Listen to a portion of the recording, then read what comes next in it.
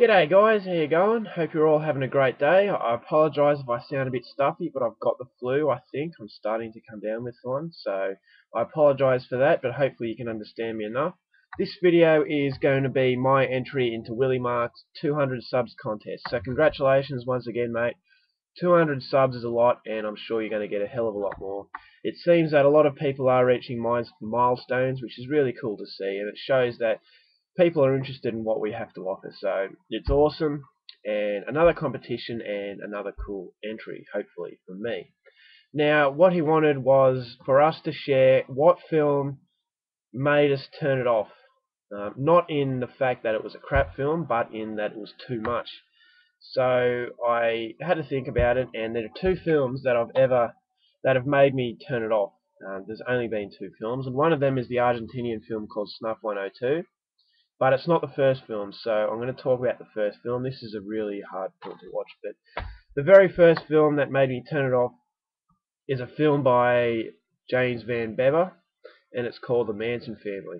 Now, The Manson Family, as its title, talks about Charles Manson and his family, and the brutal attacks, the brutal murders of Sharon Tate and the Lebyanka family, and some of the other guys. I can't recall their names right now. Now, I'm not a huge I don't research too much on Charles Manson. Very psychopathic man, as you all know. But I was really interested in seeing this movie. It was low budget, and it was ages ago that I saw it. And I put it in, and I thought it was pretty easy.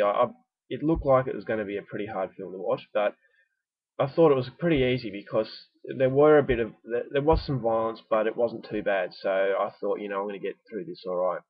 But that was up until towards the end, and this is no spoiler because it's based on the real Charles Manson and what his family did. Towards the end, and you would get to the murders, and it really shocked me. Now the murders, they don't shy away from anything, and I lost count how many times these people were stabbed, and it just shocked me like you wouldn't believe. And I had to turn it off halfway through these murders because it was just really cruel, really nasty, exactly like the real murders. So I applaud the director for not shying away from it. He showed violence for what it was and horrible. And it's not one of these movies where you'll come away thinking cool.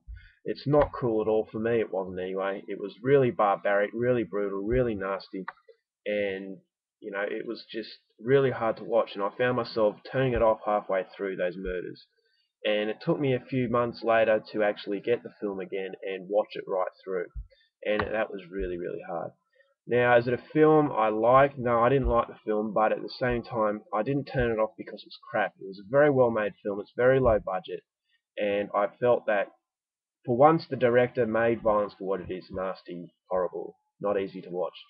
So James Van Bever, one of my, I wouldn't say favourite directors, but one of the directors that I respect the most because he's low budget and he made such a horrible film based on horrible events. So what you see is what you get with this guy, and I don't own this DVD. I don't own the movie to this day. It's one of the only films, along with Snuff 102, that I turned off, and that tells you that yeah, it is a pretty brutal film. So I didn't like it, but at the same time I didn't think it was a bad movie. I think it was a good movie. It was well made, but it was just a movie I couldn't enjoy. And it's like when you're young, you love a food, but then you get really sick while eating this particular food, and it puts you off that food forever.